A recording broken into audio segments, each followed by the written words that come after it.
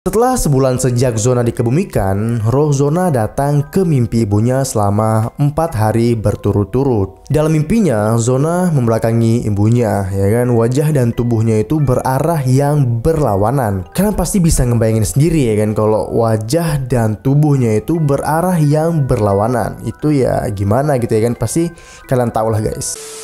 Yo, what's up guys? Welcome back to Rizky Aulia Channel.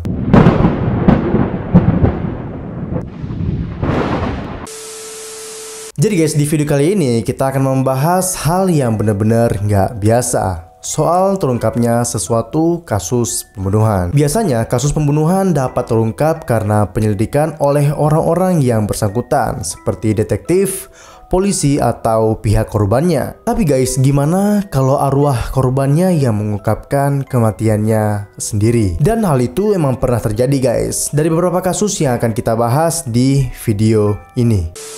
Tapi seperti biasanya, sebelum ke videonya jangan lupa kalian klik dulu tombol subscribe dan jangan lupa kalian nyalakan lonceng notifikasinya biar kalian gak ketinggalan video-video terbaru yang sangat menarik yang ada di channel gua ini guys.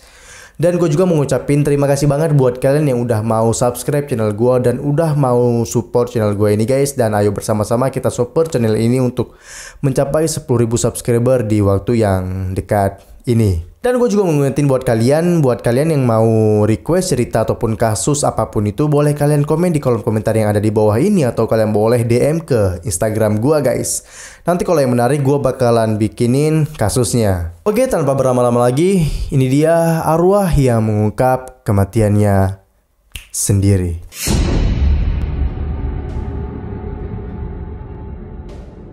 Yang pertama, kasus Zona Hester Shue. Kasus yang pertama ini ialah kasus kematian seorang wanita yang bernama Zona Hester Shue di Chicago, Amerika Serikat. Pada tanggal 23 Januari tahun 1857, Zona ditemukan sudah tidak bernyawa di rumahnya oleh seorang bocah laki-laki yang merupakan tetangganya. Lalu si bocah itu pun langsung memberitahu ke ibunya. Lalu si ibu bocah itu pun langsung memanggil dokter untuk menangani Zona.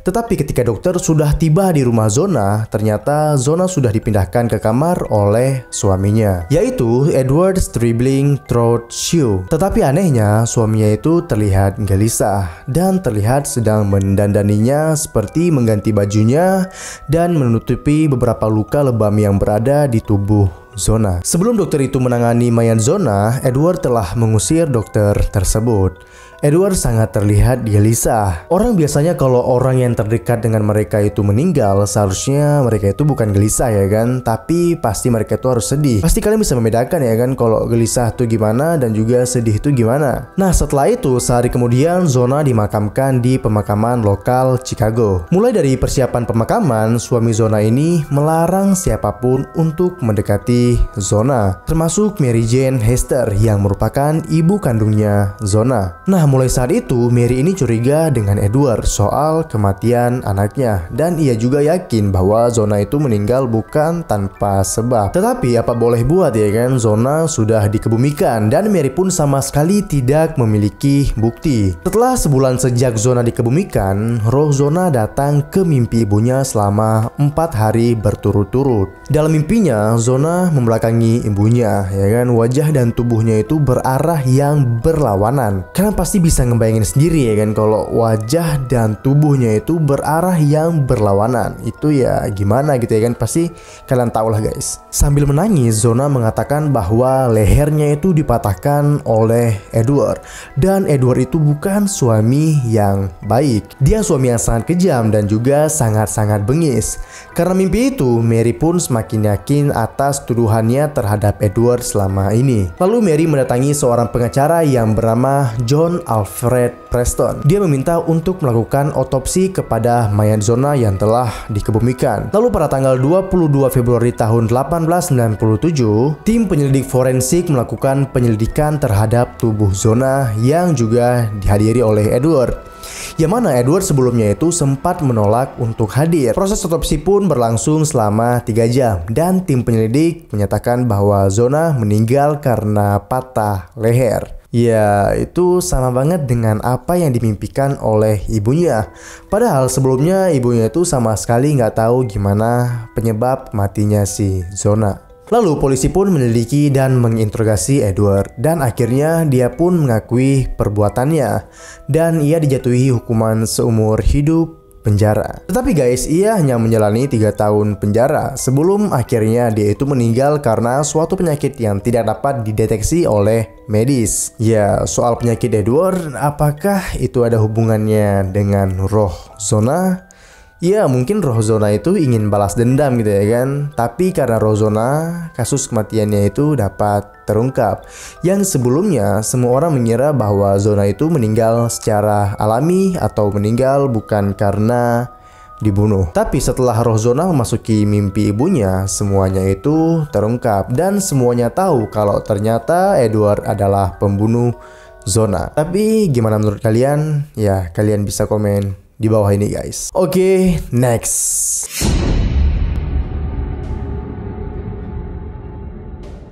Kasus Teresita Basa. Kasus kematian Teresita ini terjadi di Chicago, Amerika Serikat. Lagi dan lagi Chicago. Ada apa sih dengan Chicago, ya kan? Pada tanggal 21 Februari tahun 1977, tepatnya pukul 9 malam, pemadam kebakaran dipanggil untuk memadamkan api yang membakar rumah Teresita. Dan pemadam kebakaran pun menemukan tubuh Teresita yang telah hangus terbakar di bawah tempat tidur. Dan juga pisau dapur yang menancap di dadanya. Karena pisau itu, pihak investigator pun menyatakan kebakaran itu disengaja untuk menutupi sebuah pembunuhan terhadap Teresita guys. Tetapi tim penyelidik kesulitan untuk melakukan penyelidikan terhadap motif pembunuhannya karena semua bukti telah hangus terbakar.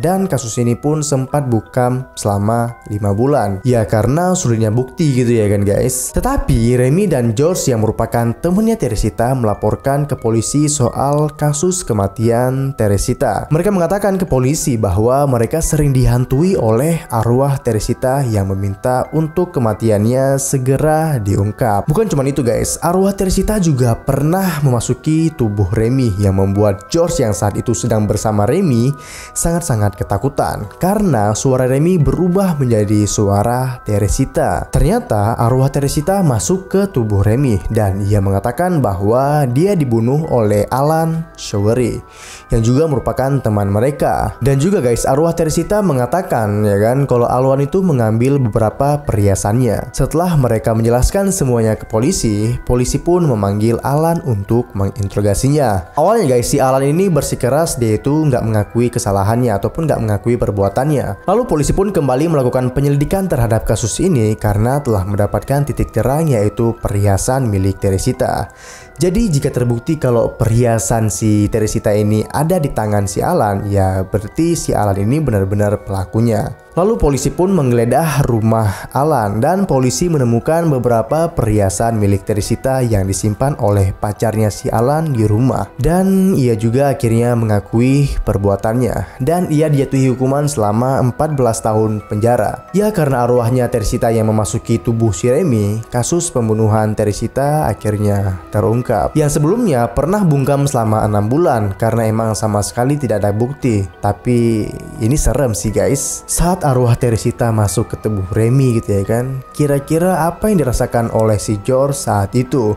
Yang mana saat itu dia sedang berdua bersama Remy, terus tiba-tiba dia mendengar suara Remy berubah menjadi suara Teresita. Wow. Oke, gimana pendapat kalian soal kasus Teresita ini? Langsung aja kalian komen di bawah. Oke, next.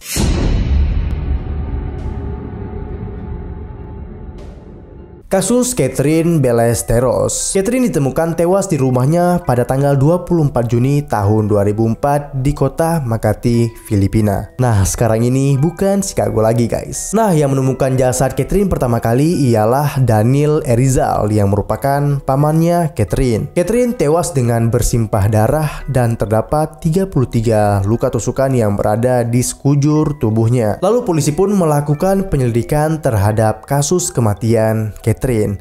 Saat polisi melakukan penyelidikan terhadap motif pembunuhan Catherine, ternyata beberapa barang berharga milik Catherine telah hilang. Dan juga terdapat jejak kaki berdarah di sekitar tubuh Catherine. Dan jejak kaki berdarah itu juga terdapat di bagian pintu utama. Lalu polisi pun mengambil sampel darah itu yang diduga merupakan darah pelaku pembunuhan terhadap Catherine. Orang tuanya pun shock gitu ya kan saat mengetahui putrinya itu menjadi korban pembunuhan. Dan orang tua Catherine baru bisa melihat dan memeluk Catherine saat sudah tiba di kamar mayat. Tetapi pada saat ibunya memeluk tubuh Catherine, ibunya mendengar bisikan dari mayat Catherine. Bisikan itu menyebut Baba. Awalnya ibunya ini mengira bahwa si Catherine itu tidak benar-benar meninggal, atau ibunya itu mengira bahwa si Catherine itu mati suri. Dan ternyata Catherine itu sudah benar-benar meninggal. Dan yang membisikkan itu adalah arwah Catherine yang berusaha untuk mengungkap pembunuhan ini. Setelah diselidiki, ternyata ada seseorang yang bernama Tengah Baba, yang ternyata itu temannya si Catherine guys, yang bernama Rian Baba Vizcara. Polisi pun menyelidiki dan menginterogasi Baba. Ya, awalnya Baba tidak mengakui perbuatannya. Tetapi setelah polisi mencocokkan sampel darah Baba dengan sampel darah yang terdapat di rumah Catherine, akhirnya Baba mengakui perbuatannya kalau dia telah membunuh si Catherine. Dan Baba pun akhirnya dijatuhi hukuman seumur hidup penjara. Ya mungkin kalau roh Catherine gak pernah membisikkan nama Baba ke ibunya gitu ya kan, mungkin kasus pembunuhannya itu belum terungkap sampai sekarang ini. Tapi gimana pendapat kalian soal kasus kematian si Catherine ini guys? Kalian boleh komen di bawah ini. Oke, next.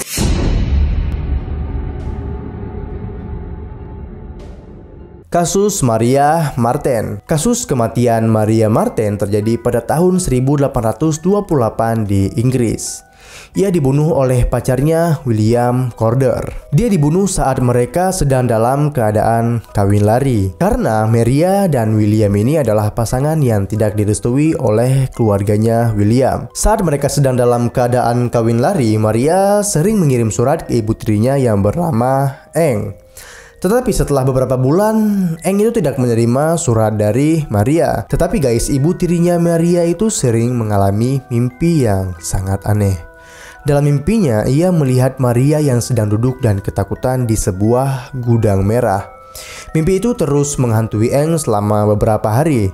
Dan ternyata gudang merah itu benar-benar ada di kehidupan nyata, yang mana itu terdapat di dekat desanya mereka ini guys. Nah setelah itu Eng ini meminta suaminya untuk melihat dan membuka gudang merah itu. Meski awalnya suaminya menolak karena permintaan itu adalah permintaan yang sangat-sangat konyol ya kan. Tetapi setelah mereka membuka gudang merah itu, mereka menemukan sebuah mayat yang mulai membusuk. Dan ternyata itu adalah Maria Marten. Karena awalnya Maria dan William ini kawin lari, otomatis hanya mereka yang mengetahui keberadaan mereka. Jadi hanya William yang dapat menjelaskan soal kematian Maria ini. Akhirnya polisi pun memburu dan menangkap William untuk diinterogasi. Setelah diinterogasi, William akhirnya mengakui perbuatannya yang telah membunuh Maria. Jadi guys, saat mereka sedang bertengkar gitu ya kan, William ini gak sengaja menembak bagian kepala Maria hingga dia tewas. Lalu William pun dinyatakan bersalah oleh pengadilan kerajaan Inggris. Dan dia dijatuhi hukuman yang sangat-sangat berat, yaitu hukuman gantung guys. Dan dia dieksekusi di hadapan masyarakat Inggris. Nah setelah dia dieksekusi guys, dokter bedah pun mengambil kulit William untuk dijadikan kulit buku tentang data pembunuhan di Inggris pada masa itu. Ya jadi karena arwah Maria yang masuk ke mimpi ibunya ya kan, akhirnya semua kasusnya itu dapat terungkap. Tapi guys, apakah arwah Maria yang masuk ke dalam mimpi ibunya atau itu semacam kontak batin antara anak dan orang tua? Jadi gimana pendapat kalian soal kasus Maria Marten ini? Langsung aja kalian komen di bawah guys. Nah itulah guys kasus pembunuhan yang diungkapkan oleh arwah korbannya sendiri.